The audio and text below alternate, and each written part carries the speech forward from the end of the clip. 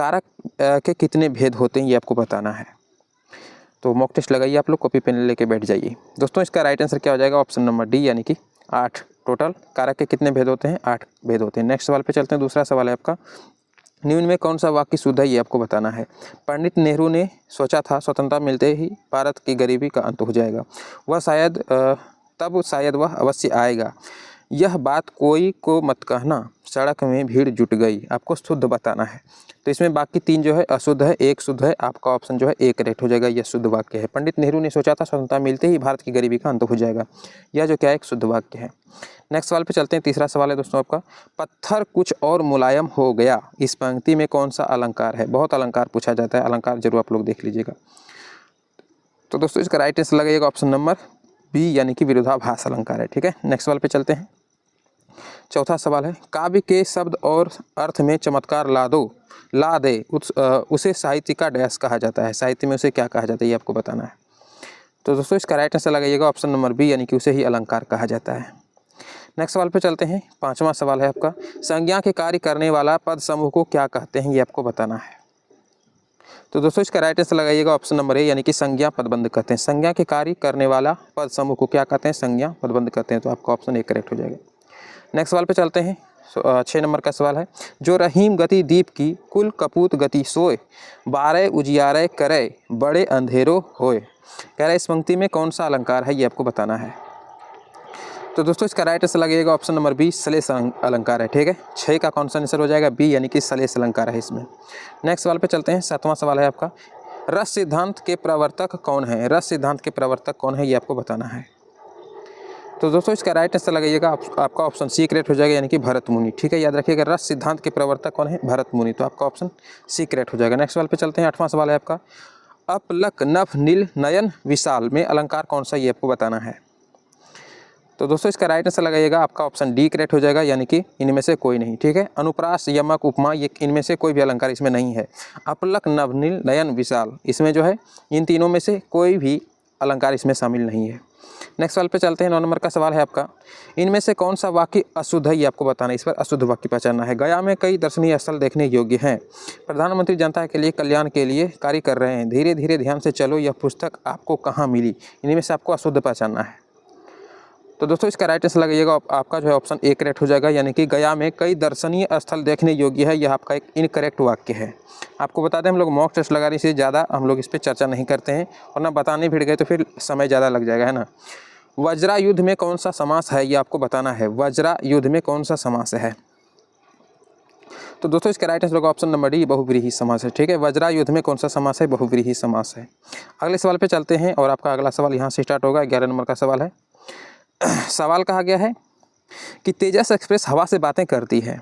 इस वाक्य में हवा से बातें करने का अर्थ क्या है ये आपको बताना है। तो दोस्तों इसका राइट आंसर लगेगा ऑप्शन नंबर बी यानी कि बहुत तेज दौड़ना। हवा से बातें करना अर्थात एक मुहावरा है, बोला जा रहा है हवा से बातें करने, मुहावरे का अर्थ क्या है सीधा समझिए। तो इसका राइट आंसर होगा ऑप्शन नंबर बी यानी कि बहुत तेज दौड़ना, तो हवा से बातें करना।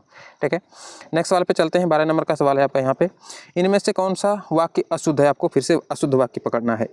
तुमने अपनी कलम खो दी, उसके आँख से आंसू निकल पड़ा, वह अपने आप चल तो जा रहा था, वाह ये अच्छे फल नहीं है। आपको अशुद्ध बताना है। तो दोस्तों देखते ही आपको आंसर पता चल जाना चाहिए। वह अपने आप चल तो जा रहा था, ये चल तो क्या है ना अशुद्ध। तो यहीं से आपका ये जो है ऑप्शन सी अशुद्ध हो जाता है। तो इनमें से कौन सा वाक्य अशुद्ध है, आपका जो ऑप्शन सी करेक्ट हो जाएगा। नेक्स्ट सवाल पे चलते हैं। 13 नंबर का सवाल है आपका, साहित्य दर्पण नामक ग्रंथ के रचयिता कौन है ये आपको बताना है।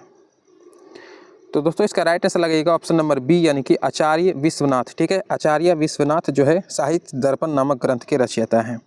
नेक्स्ट सवाल पे चलते हैं। 14 नंबर का सवाल है आपका, यह जीवन क्या है, निर्झर है। इसमें अलंकार पूछा जा रहा है। यह जीवन क्या है, निर्झर है, अलंकार इसमें कौन सा होगा। तो दोस्तों इसका राइट आंसर लगेगा ऑप्शन नंबर बी रूपक अलंकार इसमें। ठीक है, यह जीवन क्या है, निर्झर है में रूपक अलंकार है। नेक्स्ट सवाल पे चलते हैं। 15 नंबर सवाल आ गया, गद्यांश वाला है। गद्यांश पढ़ते हैं हम लोग। भारत माता का हम नमन करते हैं। ठीक है, उत्तर में हिमालय। अच्छा ये पहले भी सवाल है, पहले वाला भी मॉक टेस्ट में भी आया था। ठीक है, कोई नहीं, इसको पढ़ते हैं। हिमालय इसकी प्रहरी है, दक्षिण में हिंद महासागर। क्वेश्चन चेंज रहता है, गद्यांश वही रहता है। ठीक है, तो आप लोग ध्यान से पहले गद्यांश को पढ़ लीजिए। हिंद में दक्षिण में हिंद महासागर उसके चरण पखारता है, पश्चिम में कच्छ की खाड़ी और पूर्व में बांग्लादेश है। गंगा यमुना नर्मदा ताप्ती कृष्णा गोदावरी ब्रह्मपुत्र आदि नदियाँ भारत के मैदानी क्षेत्रों को शोभा बढ़ाती है। ठीक है, खेतों में लहराती फसलें और बागों में पके फलों की बहार इनकी भारत माता का उपहार है। प्रत्येक धर्म का व्यक्ति भारत माँ का सपूत है, सबकी प्रिय है भारत माता। ठीक है जी। इसमें क्या बोला, गद्यांश में वर्णित प्रसिद्ध नदियाँ निम्न में से कौन सी है? तो दोस्तों इसका राइट आंसर लगेगा ऑप्शन नंबर डी जो है इसका राइट आंसर हो जाएगा। ठीक है, ऑप्शन डी करेक्ट हो जाएगा। गंगा, यमुना, गोदावरी ये सभी नदियाँ ऊपर में वर्णित किया गया है। ठीक है, तो राइट आंसर क्या हो जाएगा इसका? Option D. चूँकि गद्यांश में सारी की सारी नदियाँ दिया गया है तो इसका राइट आंसर डी हो जाएगा। नीरव का संधि विच्छेद क्या है? या नीरव का संधि विच्छेद आपको बताना है। तो दोस्तों इसका राइट आंसर होगा ऑप्शन नंबर बी, निह जोड़ रव। ठीक है, निह जोड़ रव नीरव का संधि विच्छेद हो जाएगा। नेक्स्ट सवाल पे चलते हैं। 17 नंबर का सवाल है, अनुशासन शब्द का विशेषण क्या है? ये आपको बताना है। अनुशासन में इसका अनुशासन शब्द का विशेषण क्या होगा? तो दोस्तों इसका राइट आंसर लगेगा ऑप्शन नंबर बी यानी कि अनुशासित। अनुशासन का विशेषण हो जाएगा अनुशासित। नेक्स्ट सवाल पे चलते हैं। 18 नंबर का सवाल है, द्रुत विलंबित और सवैया किस प्रकार का छंद है? ये आपको छंद बताना है इस बार। तो दोस्तों इसका राइट आंसर लगेगा ऑप्शन नंबर सी यानी कि वर्णिक छंद है इसमें। ठीक है, द्रुत विलंबित और सवैया किस प्रकार का छंद है? वर्णिक छंद है। नेक्स्ट सवाल पे चलते हैं और यहाँ पे स्टार्ट हो जाएगा आपका अगला सवाल 19 नंबर का सवाल। इसमें क्या कहा गया है? छछूंदर के सिर पर चमेली का तेल वह लोकगीति का क्या अर्थ होगा? लोकगीति कहने का अर्थ है मुहावरा। तो बताना है आपको छछूंदर के सिर पर चमेली का तेल, इसमें मुहावरे का अर्थ क्या हो जाएगा? तो दोस्तों इसका राइट आंसर लगेगा ऑप्शन नंबर सी यानी कि नीचे से सुंदर वस्तु की प्राप्ति। नीच से, नीचे नहीं नीच से, नीच को सुंदर वस्तु की प्राप्ति। तो छछूंदर के सिर पर चमेली का तेल, इसका अर्थ यही हो जाएगा, नीच को सुंदर वस्तु की प्राप्ति हो चुकी है। नेक्स्ट सवाल पे चलते हैं। यहाँ पे आपका 20 नंबर का सवाल, कहती हुई तो उत्तरा के नेत्र जल से भर गए, हिम के कणों से पूर्ण मानो हो गए पंकज नए। इस पंक्ति में अलंकार आपको बताना है।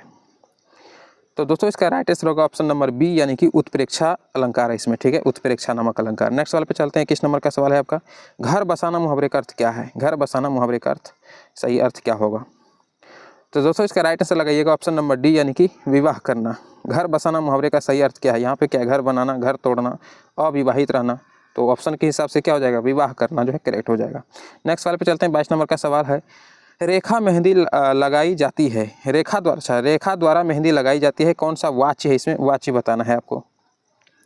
तो दोस्तों इसका राइट आंसर लगाइएगा ऑप्शन नंबर बी यानी कि कर्मवाच्य। ठीक है, रेखा द्वारा मेहंदी लगाई जा रही है तो राइट आंसर क्या हो जाएगा? ऑप्शन नंबर बी कर्मवाच्य इसमें। नेक्स्ट सवाल पे चलते हैं। 23 नंबर का सवाल है आपका, अलंकार का वह प्रकार जहाँ ऐसे शब्द जिसके एक अर्थ नहीं वरन अनेक अर्थ हो, कौन सा अलंकार कहलाता है? यानी कि एक अर्थ ना हो के बहुत सारा अर्थ हो, तो वहाँ पे कौन सा अलंकार होता है? ये आपको बताना है। तो दोस्तों इसका राइट आंसर लगेगा ऑप्शन नंबर सी यानी कि सलेस अलंकार। ठीक है, एक अर्थ का कई अर्थ हो, एक शब्द का कई अर्थ हो तो इसे क्या कहेंगे? सलेस अलंकार। नेक्स्ट सवाल पे चलते हैं। 24 नंबर का सवाल क्या है, अभिधा और लक्षणा की सीमा से बाहर पड़ने वाले अर्थ को जो शक्ति व्यक्त करती है उसे क्या कहते हैं? ये आपको बताना है। तो दोस्तों इसका राइट आंसर लगेगा ऑप्शन नंबर सी, उसे ही व्यंजना कहते हैं। ठीक है, उसे क्या कहते हैं? व्यंजना कहते हैं। नेक्स्ट सवाल पे चलते हैं। 25 नंबर का सवाल है, धनहीन में कौन सा समास है? ये आपको बताना है। धनहीन। तो दोस्तों इसका राइट आंसर लगेगा ऑप्शन नंबर सी यानी कि तत्पुरुष समास है। धनहीन में कौन सा समास है? तत्पुरुष। ठीक है, तत्पुरुष एक अलग अर्थ से निकल जाता है ना। मधुर मधुर मेरे दीपक जल, मधुर मधुर मेरे दीपक जल, उसमें कौन सा अलंकार है? आपको अलंकार बताना है। तो दोस्तों इसका राइट आंसर लगेगा ऑप्शन नंबर डी यानी कि अनुप्रास। ठीक है, मधुर मधुर मेरे दीपक जल में अनुप्रास नामक अलंकार है। नेक्स्ट सवाल पे चलते हैं। 27 नंबर का सवाल है, मनहु उमगी अंग अंग छवि छलके, तुलसी की इस पंक्ति में कौन सा शब्द शक्ति है? आपको शब्द शक्ति बताना है। मनहु उमगी अंग अंग छवि छलके। तो दोस्तों इसका राइट आंसर लगाइएगा ऑप्शन नंबर सी, इसमें व्यंजना नामक शब्द शक्ति है। ठीक है, व्यंजना एक करेक्ट हो जाएगा। नेक्स्ट सवाल पे चलते हैं। 28 नंबर का सवाल है आपका, रगन में कितने लघु और गुरु वर्ण होते हैं? ये आपको बताना है। रगन में कितने लघु और गुरु वर्ण दोनों कितने कितने होते हैं? ये आपको बताना है। तो दोस्तों इसका राइट आंसर लगाइएगा आपका जो है ऑप्शन ए करेक्ट हो जाएगा। ये क्या 515 लिखा हुआ है, 515 हो जाएगा। ठीक है, नेक्स्ट सवाल पे चलते हैं और यहाँ पे है आपका 29 नंबर का सवाल, राहुल ने मेहनत की होती तो अवश्य अच्छा परिणाम मिलता, वाक्य का प्रकार है या किस प्रकार का वाक्य है? तो दोस्तों इसका राइट आंसर हो जाएगा आपका ऑप्शन ए करेक्ट हो जाएगा, संकेतवाचक। ठीक है, ये संकेत दे रहा है, राहुल ने मेहनत की होती तो अवश्य अच्छा परिणाम मिलता, किस प्रकार का वाक्य है? तो संकेतवाचक वाक्य हो जाएगा। ठीक है, अगला सवाल यहाँ पे है, इसको थोड़ा सा हम छोटा करते हैं। सवाल है आपका, पंचम शब्द का संधि विच्छेद क्या होगा ये आपको बताना है। पंचम शब्द का संधि विच्छेद आपको करना है। तो दोस्तों इसका राइट आंसर लगाइएगा ऑप्शन नंबर सी, पम जोड़ चम। ठीक है, पम जोड़ चम, राइट आंसर हो जाएगा क्या, पंचम। पम जोड़ चम पंचम, पंचम का संधि विच्छेद पम जोड़ चम। नेक्स्ट सवाल पे चलते हैं, और ये मैथ वगैरह तो हम स्किप कर दिए, यहाँ से साइंस लेते हैं। ठीक है, देखिए साइंस को। तो दोस्तों अगला सवाल है आपका 86 नंबर से। 1990 के दशक में वैज्ञानिकों ने पदार्थ के कितनी अवस्थाओं को ढूंढ लिया था? वाह क्या सवाल है। तो दोस्तों इसका राइट आंसर लगाइएगा ऑप्शन नंबर सी, यानी कि 5। ठीक है, 1990 के दशक में वैज्ञानिकों ने पदार्थ की कितनी अवस्थाओं को ढूंढ लिया था? तो 5 अवस्थाओं को। 1990 के दशक की बात हो रहा है। नेक्स्ट सवाल पे चलते हैं। 87 नंबर का सवाल है, विद्युत धारा का एसआई मात्रक क्या होता है? ये आपको बताना है। तो दोस्तों सबको पता है विद्युत धारा का एसआई मात्रक क्या हो जाएगा, ऑप्शन सी करेक्ट हो जाएगा, यानी कि एम्पियर होता है। नेक्स्ट सवाल पे चलते हैं। यहाँ पे 88 नंबर का सवाल, हाइड्रोजन गैस से भरे गुब्बारे को हवा में छोड़ने पर गुब्बारा क्या हो जाएगा? हाइड्रोजन गैस अगर गुब्बारा में भर दें और उसे हवा में छोड़ दें तो गुब्बारा क्या होगा ये आपको बताना है। कुछ दूरी तक ऊपर उठेगा, उसका हवा में तैरेगा। वाह। कुछ खास ऊंचाई तक उठकर विस्फोट करेगा। अच्छा, कुछ खास ऊंचाई तक उठकर पुनः नीचे धरती की ओर पहुंचेगा। ठीक है, अंतरिक्ष में चला जाएगा, ये आपको बताना है। तो दोस्तों इसका राइट आंसर होगा ऑप्शन नंबर ए, कुछ दूरी तक ऊपर उठेगा, उसके बाद हवा में तैरना शुरू हो जाएगा। ठीक है, एक लेयर तक जाने के बाद वहाँ पे हवा में तैरना शुरू हो जाएगा। कई स्टूडेंट को यह दिमाग में आता होगा कि अंतरिक्ष में चला जाएगा, ऊपर जहाँ तक जितना दूर तक जा पाए तो अंतरिक्ष में चला जाएगा। ऐसा नहीं होता है, कुछ दूरी तक ऊपर उठने के बाद वो हवा में तैरने लगता है, अगर हाइड्रोजन गैस से भरा हुआ है तो। नेक्स्ट सवाल पे चलते हैं। 89 नंबर का सवाल है आपका, राइबोसोम किसके लिए केंद्र स्थल है? राइबोसोम किसका केंद्र स्थल है? तो दोस्तों इसका राइट आंसर क्या हो जाएगा, बिल्कुल आपका ऑप्शन जो है बी करेक्ट होगा, प्रोटीन का संश्लेषण होता है वहाँ पे। ठीक है, तो राइबोसोम का आंसर क्या हो जाएगा, राइबोसोम किसके लिए केंद्र स्थल माना जाता है? तो प्रोटीन संश्लेषण के लिए, आपका ऑप्शन बी करेक्ट हो जाएगा। नेक्स्ट सवाल पे चलते हैं। 90 नंबर का सवाल है आपका, दक्षिण भारत के तटवर्ती क्षेत्र में जाड़े के दिनों में होने वाली वर्षा का मुख्य कारण क्या है, ये आपको बताना है। तो दोस्तों इसका राइट आंसर लगाइएगा ऑप्शन नंबर सी, यानी कि वापसी मानसून। ठीक है, मानसून का वापसी होना वहाँ पे होता है। तो दक्षिण भारत के तटवर्ती इलाकों में, यानी कि तमिलनाडु वगैरह आंध्र प्रदेश के आसपास जो है वहाँ पे क्या होता है, मानसून वापस से स्टार्ट होता है, यानी वापसी मानसून के कारण वहाँ पे ठंड के मौसम में जो है ना, सर्दी के मौसम में वहाँ पे वर्षा होने लगती है। तो राइट आंसर क्या हो जाएगा आपका ऑप्शन बी। ठीक है, कोरोमंडल तट उसको बोलते हैं, कोरोमंडल तट पे। चलिए नेक्स्ट सवाल पे 91 नंबर का सवाल है, परमाणु संख्या को निरूपित किया जाता है। परमाणु संख्या को इनमें से किससे निरूपित किया जाता है, ये आपको बताना है। तो दोस्तों इसका राइट आंसर हो जाएगा ऑप्शन नंबर बी, यानी कि जेड से। परमाणु संख्या को हम जेड से निरूपित करते हैं। ठीक है, तो जेड इसका करेक्ट आंसर हो जाएगा। अगला सवाल, रासायनिक प्रतिक्रिया में AQ प्रतीक क्या दर्शाता है? AQ क्या दर्शाता है, इसको आपको बताना है। तो दोस्तों इसका राइट आंसर लगेगा ऑप्शन नंबर ए, यानी कि जलीय विलयन दर्शाता है। ठीक है, तो रासायनिक प्रतिक्रियाओं में AQ किसका प्रतीक है? जलीय विलयन का। नेक्स्ट सवाल पे चलते हैं। 93 नंबर का सवाल है आपका, निम्नलिखित में से कौन सी धातु को गहने बनाने में प्रयोग किया जाता है? वाह, गहने बनाने में से कौन सी धातु का प्रयोग होता है, ये आपको बताना है। तो दोस्तों इसका राइट आंसर होगा ऑप्शन नंबर डी करेक्ट हो जाएगा, उपयुक्त सभी। ठीक है, सोना चांदी प्लेटिनम, इन तीनों का उपयोग होता है गहने बनाने के लिए। तो सोना चांदी का तो होता ही है, और प्लेटिनम भी जो एक धातु होता है उससे भी गहने बनते हैं। तो राइट आंसर आपका ऑप्शन डी करेक्ट हो जाएगा। ठीक है, नेक्स्ट सवाल पे चलते हैं, और अगला सवाल आपका यहाँ से स्टार्ट हो रहा है। 94 नंबर का सवाल है, on the origin of species पुस्तक के लेखक कौन है, यानी किसने लिखा, ये आपको पूछ रहा है। On the organ of species. ठीक है, तो इसका राइट आंसर क्या हो जाएगा, ओरिजिन भी बोल सकते हैं, ओरिजिन है ना, ओरिजिन या ऑर्गिन, जो दोस्तों इंग्लिश मेरा तो वैसे ही पैदल है तो बता ही दिए हैं। तो on the origin of species नामक पुस्तक के लेखक कौन है, ये आपको बताना है। तो दोस्तों इसका राइट आंसर होगा ऑप्शन नंबर ए, यानी कि डार्विन साहब है। ठीक है, डार्विन ने। ठीक है, on the origin of species पुस्तक के लेखक डार्विन है। नेक्स्ट सवाल पे चलते हैं। 95 नंबर का सवाल है आपका, स्पेक्ट्रम प्राप्त करने के लिए इनमें से किसका उपयोग होता है, ये आपको बताना है।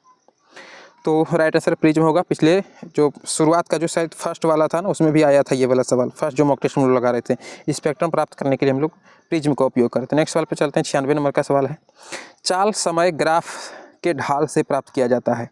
चाल समय ग्राफ से के ढाल से क्या प्राप्त किया जाता है, ये आपको बताना है। तो दोस्तों इसका राइट आंसर होगा आपका ऑप्शन डी करेक्ट होगा। ठीक है, याद रखिएगा डी, त्वरण प्राप्त किया जाता है। चाल समय ग्राफ के ढाल से हम त्वरण प्राप्त करते हैं। ठीक है, नेक्स्ट सवाल पे चलते हैं। 97 नंबर का सवाल है, व्हिटकर ने वर्गीकरण के लिए कितने मापदंडों का उपयोग किया था? व्हिटकर साहब ने। तो यानी कि जब जंतुओं वगैरह का वर्गीकरण होने लगा था ना पृथ्वी पर, तो व्हिटकर भी एक वैज्ञानिक आया था, और सब 3-4 वैज्ञानिक आए थे, सब ने अलग अलग मापदंड ले लेकर के जो है जंतुओं का वर्गीकरण किया था। तो सवाल पूछा जा रहा है, व्हिटकर ने वर्गीकरण के लिए कितने मापदंडों का उपयोग किया था, मानदंडों का। ठीक है, मापदंड या मानदंड बोल सकते हैं। तो दोस्तों इसका राइट आंसर होगा ऑप्शन नंबर डी, व्हिटकर साहब ने टोटल 5 मापदंडों का उपयोग किया था। ठीक है, नेक्स्ट सवाल पे चलते हैं। अगला सवाल है आपका 98 नंबर का सवाल। वह कारक जो वाष्पोत्सर्जन की दर को प्रभावित नहीं करता क्या कहलाता है? तो दोस्तों इसका राइट आंसर लगाइएगा ऑप्शन नंबर डी, यानी कि ऑक्सीजन कहलाता है। ठीक है, वह कारक जो वाष्पोत्सर्जन की दर को प्रभावित नहीं करता ऑक्सीजन कहलाता है। नेक्स्ट सवाल पे चलते हैं। 99 नंबर का सवाल है आपका।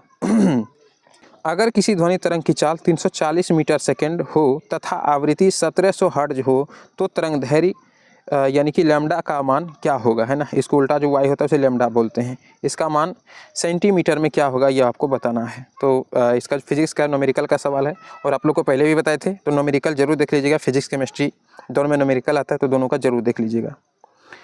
तो दोस्तों इसका राइट आंसर हो जाएगा आपका जो है ऑप्शन बी करेक्ट होगा। याद रखिएगा 20 सेंटीमीटर। ठीक है, 20 सेंटीमीटर इसका करेक्ट आंसर हो जाएगा। नेक्स्ट सवाल पे चलते हैं। 100 नंबर का सवाल है आपका। यौगिक जिसका अणुसूत्र समान किंतु संरचना सूत्र अलग हो क्या कहलाते हैं, ये आपको बताना है। तो दोस्तों इसका राइट आंसर लगाइएगा ऑप्शन सी, समावयवी कहलाते हैं। ठीक है, समावयवी। नेक्स्ट सवाल पे चलते हैं। 101 नंबर का सवाल है आपका। जैव विधृत कचरे का किस प्रकार द्वारा खाद में परिवर्तित किया जाता है, ये आपको बताना है। तो दोस्तों इसका राइट आंसर होगा ऑप्शन नंबर ए, यानी कि जैव खाद बनाकर। ठीक है, जैव खाद बनाकर परिवर्तित किया जाता है। नेक्स्ट सवाल पे चलते हैं। अगला सवाल है 102 नंबर का सवाल। प्लाज्मा झिल्ली किसकी बनी होती है, ये आपको बताना है। किससे बनी होती है, किसकी बनी होती है। तो दोस्तों इसका राइट आंसर होगा ऑप्शन नंबर सी, यानी कि प्रोटीन, कार्बोहाइड्रेट और फास्फोलिपिड की बनी होती है। प्रोटीन, कार्बोहाइड्रेट और फास्फोलिपिड। तो राइट आंसर सी करेक्ट होगा। ठीक है, नेक्स्ट सवाल पे चलते हैं। 103 नंबर का सवाल है आपका। क्योटो सम्मेलन का मुख्य मुद्दा क्या था, ये आपको बताना है। क्योटो जो सम्मेलन हुआ था उसका मुख्य मुद्दा क्या रखा गया था। तो दोस्तों इसका राइट आंसर लगाइएगा option number A, global warming. ठीक है, ग्लोबल वार्मिंग क्योटो सम्मेलन का मुख्य मुद्दा था। नेक्स्ट सवाल पे चलते हैं। 104 नंबर का सवाल है। विद्युत परिपथ में प्रवाहित धारा का मान मापने के लिए किस यंत्र का उपयोग होता है, ये आपको बताना है। विद्युत परिपथ में प्रवाहित धारा यानी धारा प्रवाह कर रहा है तो कौन से यंत्र से हम उसे मापते हैं। तो दोस्तों इसका राइट आंसर लगाइएगा ऑप्शन नंबर सी, ए मीटर। ठीक है, विद्युत परिपथ में प्रवाहित धारा को हम ए मीटर से नापते हैं, तो आपका ऑप्शन जो है सी करेक्ट हो जाएगा। नेक्स्ट सवाल पे चलते हैं। 105 नंबर का सवाल है आपका। कृत्रिम खाद यानी कि वर्मी कंपोस्ट बनाने हेतु निम्न में से किस कृमि यानी कि कीड़े का उपयोग किया जाता है। तो दोस्तों इसका राइट आंसर हो जाएगा आपका ऑप्शन सी करेक्ट होगा। तो सी यहाँ पे तो दिया है नहीं, बता देते हैं आपको, सी यहाँ पे है। ठीक है, याद रखिएगा जो कंपोस्ट बनाने लगते हैं तो इसके लिए हमको केंचुआ का उपयोग करना होता है। ठीक है, याद रखिएगा ऑप्शन नंबर सी, यानी कि केंचुआ। ठीक है, नेक्स्ट सवाल पे चलते हैं और यहाँ से आपका सामाजिक अध्ययन स्टार्ट हो रहा है। तो 106 नंबर का सवाल है। भारत में पहली बार कब और कहाँ धुआं निरोधक कानून पारित किया गया था। धुआं निरोधक कानून कहाँ पारित किया गया था, ये आपको बताना है। तो दोस्तों इसका राइट आंसर होगा ऑप्शन नंबर बी, यानी कि 1863 कोलकाता में। ठीक है, पहली बार धुआं निरोधक कानून पारित किया गया 1863 कोलकाता, याद रखिएगा। अगला सवाल पे चलते हैं और अगला सवाल है आपका यहाँ पे, इसको थोड़ा सा और बड़ा करते हैं ना। चलिए, तिलका मांझी को किस वर्ष फांसी दी गई, ये आपको बताना है। तो दोस्तों इसका राइट आंसर होगा ऑप्शन नंबर सी, यानी कि 1785 ईस्वी में तिलका मांझी को फांसी दी गई थी। नेक्स्ट सवाल पे चलते हैं। 108 नंबर का सवाल है। संयुक्त राष्ट्र महासभा के अध्यक्ष का कार्यकाल कितना होता है, ये आपको बताना है। तो दोस्तों इसका राइट आंसर होगा ऑप्शन नंबर सी, 1 साल होता है। ठीक है, याद रहेगा। संयुक्त राष्ट्र महासभा के अध्यक्ष का कार्यकाल कितना होता है, 1 साल। तो आपका ऑप्शन सी करेक्ट हो जाएगा। नेक्स्ट सवाल पे चलते हैं। 109 नंबर का सवाल है दोस्तों आपका। लोकसभा में अनुसूचित जनजातियों के लिए आरक्षित सीटों की संख्या कितनी है, ये आपको बताना है। तो दोस्तों इसका राइट आंसर होगा ऑप्शन नंबर ए, यानी कि 47 टोटल सीट है। ठीक है, याद रखिएगा, अनुसूचित जनजातियों के लिए। अगले सवाल पे चलते हैं। 110 नंबर का सवाल। निम्नलिखित में से किस नदी का उद्गम स्थल अमरकंटक नहीं है, कि आपको बताना नहीं है। इसलिए क्वेश्चन कहते हैं पूरा पढ़िए पहले क्वेश्चन। अमरकंटक नहीं है बोला गया है। ठीक है, ये नहीं कि अमरकंटक पूछा हाँ चलो नर्मदा हो गया, मार दिए, कहानी खत्म। घर आके बोलेगा सर मेरा सही है, नहीं निकलेगा रिजल्ट तो कहिएगा गलत हो गया था, कैसे। तो राइट आंसर क्या हो जाएगा इसका, 110 का सही हो जाएगा बी, यानी कि तापी नदी। ठीक है, निम्नलिखित में किसका उद्गम स्थल अमरकंटक नहीं है, तो तापी नदी। ठीक है, नेक्स्ट सवाल पे चलते हैं। 111 नंबर का सवाल है। भारतीय लोकतंत्र की कमजोरियों को दूर करने के लिए सर्वश्रेष्ठ उपाय क्या हो सकता है, ये आपको बताना है। तो दोस्तों इसका राइट आंसर होगा ऑप्शन नंबर सी, यानी कि सुधारात्मक कानूनों का निर्माण करना। ठीक है, सुधारात्मक कानूनों का निर्माण, यह क्या हो जाएगा, भारतीय लोकतंत्र की कमजोरियों को दूर करने के लिए एक सर्वश्रेष्ठ पहल हो सकता है। ठीक है, नेक्स्ट सवाल पे चलते हैं। 112 नंबर का सवाल है आपका। एलपीजी का पूरा नाम क्या है, वाह क्या सवाल है और काफ़ी फेमस सवाल है। पिछले सेट में भी शायद आया था। लिक्विफाइड पेट्रोलियम गैस का राइट आंसर हो जाएगा option number B, liquefied petroleum gas. तो ऑप्शन आपका बी करेक्ट हो जाएगा। नेक्स्ट सवाल पे चलते हैं। 113 नंबर का सवाल है आपका, निम्नलिखित में से कौन एक अपतटीय तेल क्षेत्र है? अपतटीय, तो दोस्तों इसका राइट आंसर हो जाएगा आपका ऑप्शन डी करेक्ट होगा, यानी कि मुंबई हाई। ठीक है, मुंबई हाई एक अपतटीय तेल क्षेत्र में माना जाता है, तो मुंबई हाई। नेक्स्ट सवाल पे चलते हैं। 114 नंबर का सवाल है आपका, रौलेट कानून किस उद्देश्य से लाया गया था? ये आपको बताना है। रौलेट कानून को क्यों लाया गया था? तो दोस्तों इसका राइट आंसर होगा 114 का जो है बी करेक्ट हो जाएगा, यानी कि क्रांतिकारी गतिविधियों पर अंकुश लगाने के लिए रौलेट एक्ट कानून लाया गया था। यानी कि सिर्फ शक के आधार पर व्यक्ति को गिरफ्तार कर लिया जाता था। यानी शक हो जाता था कि इसने कुछ गड़बड़ काम किया है, यानी कि कोई कानून विरोधी काम किया, तो बस इसे तुरंत पकड़ के थाने ले चला जाता था। तो रौलेट एक्ट उसी को कहा जाता है, और इसका विरोध महात्मा गांधी ने भी किया था। तो ये सब तो आप पढ़े होंगे। तो राइट आंसर क्या हो जाएगा? ऑप्शन नंबर बी, क्रांतिकारी गतिविधियों पर सिर्फ अंकुश लगाने के लिए।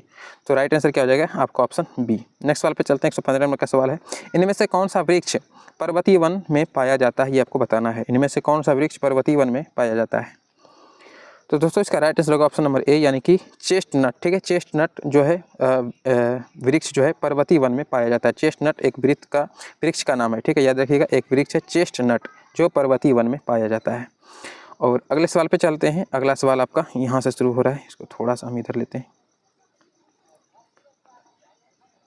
चलिए दोस्तों, 116 नंबर का सवाल है आपका, लोकतंत्र में शासन कौन करता है? ये आपको बताना है। लोकतंत्र में शासन कौन करता है? तो दोस्तों इसका राइट आंसर लगेगा ऑप्शन नंबर ए, यानी कि जनता। पता होगा लोकतंत्र, यदि यहाँ तो शब्द में ही बोल दिया गया क्वेश्चन में, लोकतंत्र में शासन कौन करेगा? जनता करता है। लोकतंत्र यानी लोकतंत्र में लोगों का तंत्र, लोगों का शासन, तो जनता हो गया ना। राइट आंसर क्या होगा? Option A, Janata. नेक्स्ट वाला पे चलते हैं। 117 नंबर का सवाल है, किस राज्य में खनिज तेल का विशाल भंडार स्थित है? खनिज तेल का विशाल भंडार यानी कि बहुत बड़ा भंडार। तो दोस्तों इसका राइट आंसर होगा ऑप्शन नंबर ए, यानी कि असम में खनिज तेल का बहुत ही बड़ा विशाल भंडार स्थित है। तो राइट आंसर असम। नेक्स्ट सवाल पे चलते हैं। 118 नंबर का सवाल है, हुगली औद्योगिक प्रदेश का केंद्र है? ये आपको बताना है। यानी कि हुगली औद्योगिक प्रदेश का केंद्र कहाँ पे है, कौन सा है, ये आपको बताना है। तो दोस्तों इसका राइट आंसर लगेगा option number D, Kolkata Howrah. ठीक है, कोलकाता के हावड़ा में हुगली औद्योगिक प्रदेश का केंद्र है, तो कोलकाता हावड़ा। नेक्स्ट सवाल पे चलते हैं। 119 नंबर का सवाल, और राज्यसभा का सभापति कौन होता है? ये आपको बताना है। राज्यसभा का सभापति कौन होता है? तो दोस्तों बिल्कुल आपका करेक्ट हो जाएगा बी ऑप्शन। ठीक है, याद रखिएगा 119 का बी करेक्ट हो जाएगा, उपराष्ट्रपति। राज्यसभा का सभापति कौन होता है? उपराष्ट्रपति होता है। नेक्स्ट सवाल पे चलते हैं। 120 नंबर का सवाल है, झारखंड को राज्य का दर्जा कब मिला था? क्या सवाल है? झारखंड को राज्य का दर्जा कब मिला था, ये आपको बताना है। बता दें आपको, बिहार में से कट के झारखंड अलग हुआ था, और बिहार डिलेड आप लोग कर रहे हैं, तो आप ऐसा नहीं सोचिएगा झारखंड के बारे में क्यों पूछा गया, क्योंकि वो बिहार से कट के अलग हुआ था, इसीलिए आपको पूछा जा रहा है। वैसे तो पूरा इंडिया का पूछा जाएगा, वर्ल्ड का भी पूछ सकता है, तो झारखंड का क्यों नहीं पूछेगा, है ना। तो झारखंड राज्य कब यानी कि उसको राज्य का दर्जा कब मिला था, ये आपको बताना है।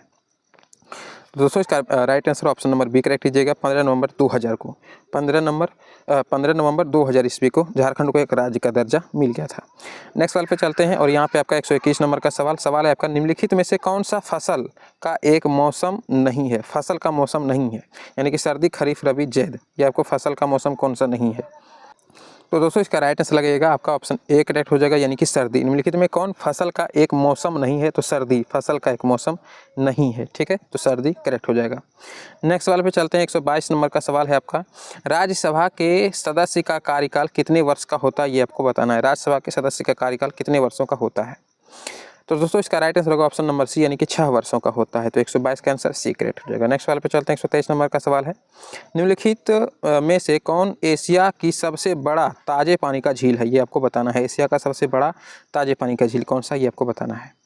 तो दोस्तों इसका राइट आंसर लगाइएगा ऑप्शन नंबर बी, वुलर झील। ठीक है, मीठे पानी का झील बोले या ताजे पानी का झील बोले तो वुलर झील हो जाएगा। एशिया महादेश में सबसे बड़ा झील है वुलर झील, जो ताजे पानी या फिर मीठे पानी का झील है। तो आपका ऑप्शन बी करेक्ट हो जाएगा। नेक्स्ट सवाल पे चलते हैं, और यहाँ पे है आपका 124 नंबर का सवाल, बिहार का कितना प्रतिशत क्षेत्र वनों से आच्छादित है? यानी कि वनों से घिरा हुआ है। आच्छादित मतलब घिरा हुआ है। ठीक है, तो बिहार में कितना प्रतिशत क्षेत्र पर वनों का आच्छादित है, यानी कि वनों का प्रसार है, ये आपको बताना है। तो दोस्तों इसका राइट आंसर लगाइएगा आपका जो है ऑप्शन डी करेक्ट हो जाएगा, यानी कि 7.84। ठीक है, 7.84 नहीं बोलने का, पॉइंट के बाद एक एक करके नंबर बोलना होता है। तो 7.84% बिहार का 7.84% जो है क्षेत्र पर जो है क्या है, वनों का विस्तार है। ठीक है, नेक्स्ट सवाल पर चलते हैं और लास्ट सवाल 125 नंबर का सवाल। सर्वप्रथम कॉमन सेंस की रचना किसने की थी? कॉमन सेंस का रचना सबसे पहले किसने किया था, ये आपको बताना है सर्वप्रथम। तो दोस्तों इसका राइट आंसर लगेगा option number C, Thomas Paine. ठीक है, थॉमस पेन ने सबसे पहले कॉमन सेंस की रचना किया। तो कॉमन सेंस, थॉमस पेन, याद रहेगा, एक जैसा नाम सुनने में तो याद भी हो जाएगा। ठीक है, तो आपका ऑप्शन सीक्रेट हो जाएगा। और यहाँ से आपका तार्किक यानी कि रीजनिंग स्टार्ट हो रहा है। तो एंड करते हैं दोस्तों, और आज का सेट कैसा लगा, आपका कितना सही हुआ, लास्ट में कमेंट करके बता दीजिएगा। और इससे पहले का वीडियो नहीं देखे हैं तो डिस्क्रिप्शन में प्लेलिस्ट का ही लिंक दे दिए हम, तो वहाँ पे जाकर देख लीजिएगा। बाकी तीनों टेस्ट भी आप लोग लगा लीजिएगा। तो और चैनल पर नए हैं तो सब्सक्राइब कर लीजिएगा, बेल नोटिफिकेशन को ऑल पर जरूर सेट कीजिएगा, ताकि कल का जो है वीडियो डालें तो आपके पास नोटिफिकेशन चला जाएगा। वैसे हम 7 बजे डेली अपलोड कर देते हैं, थोड़ा बहुत लेट भी हो जाए तो दिक्कत नहीं है, 7 से 8 के बीच आ जाता है वीडियो। तो मिलते हैं नेक्स्ट वीडियो में दोस्तों, तब तक के लिए जय हिंद।